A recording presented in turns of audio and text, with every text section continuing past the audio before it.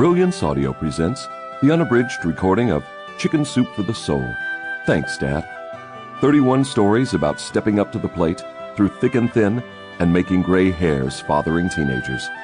By Jack Canfield, Mark Victor Hansen, and Wendy Walker. Forward by Scott Hamilton. Performed by Mel Foster and Emily Foster. Forward. I have a theory. It goes like this. The second you hear your first child cry for the first time, a chemical is released in your brain that makes you mildly psychotic for the rest of your life. The world is now forever different. You have been transformed, changed, and you are probably better than you have ever been.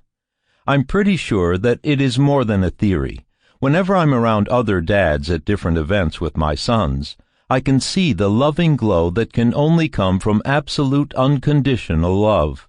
It is not the love you have for your wife, siblings, or parents. It is a love that you can only have for your children. It makes you stronger, weaker, braver, and filled with more fear than you ever thought possible. If you have a son, you have probably lost count of how many times you have saved his life in the first few years. If you have a daughter, your instincts create a radar that is always on to protect her from everything. You would do anything for your children, and it is something that is unique and hard to articulate. Right now, if you are listening to this and don't have children, you probably don't get it. No one can prepare you. No one can accurately describe what it is all about.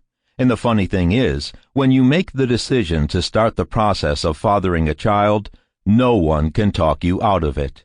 It is nature working its best, most amazing, beautiful, complicated magic. I was adopted. I was told what that meant as soon as I was old enough to understand. My sister was my mother's only pregnancy that didn't end in heartbreak. She simply couldn't go through another failed attempt and decided adoption was the best option. My parents wanted me. They chose me. I loved and respected them. They are both gone now, and I miss them terribly.